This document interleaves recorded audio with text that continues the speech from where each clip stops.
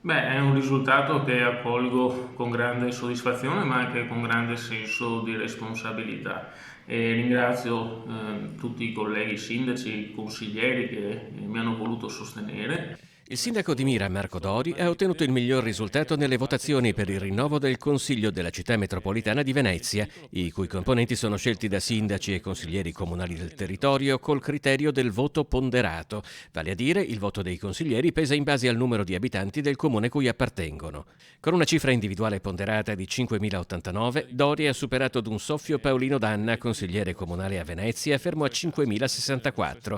Insieme a colleghi sindaci e consiglieri eletti, ha detto Dori, cercheremo di fare un lavoro all'altezza delle aspettative. L'uso intelligente delle risorse del PNRR, lavorare sulla mobilità, lavorare sulla viabilità, sull'edilizia scolastica, sui temi ambientali e anche e soprattutto sul piano strategico. Quindi per Mira e per me è sicuramente un risultato importante, ma anche per tutte le persone, gli amministratori che hanno voluto darmi con il loro voto il loro sostegno.